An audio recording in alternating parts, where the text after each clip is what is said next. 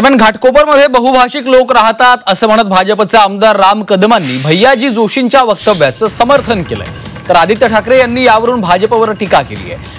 हा मुंबईला महाराष्ट्रापासून तोडण्याचा डाव असल्याचा दावा आदित्य ठाकरेंनी केलाय।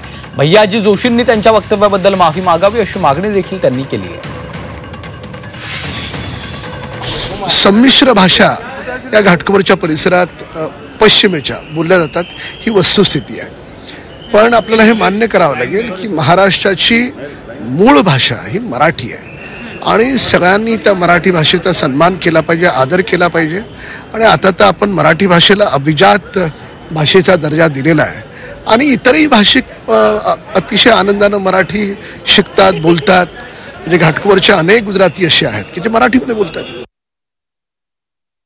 आज तुम्हाला कळलं असेल की बुलेट ट्रेन ही नेमकी ते का करत आहेत आणि कोणासाठी करत आहेत।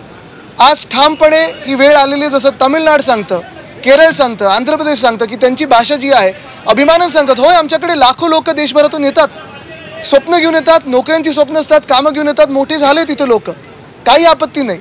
पण ह्या मुंबईची भाषा असेल, या महाराष्ट्राची भाषा असेल, ही मराठीच आहे ही सुरेश जोशी यांनी जाणून घ्यावं आणि ह्या वक्तव्यासाठी त्यांनी माफी मागायलाच पाहिजे। अन्यथा जसं अबू आझमीवर आम्ही कारवाई मागत आहोत, जशी कोणटकरवर मागत आहोत, सोलापूरकरवर मागत आहोत, तशी सुरेश जोशी यांच्यावर देखील म्हणजे भैयाजी जोशीवर देखील कारवाई झालीच पाहिजे।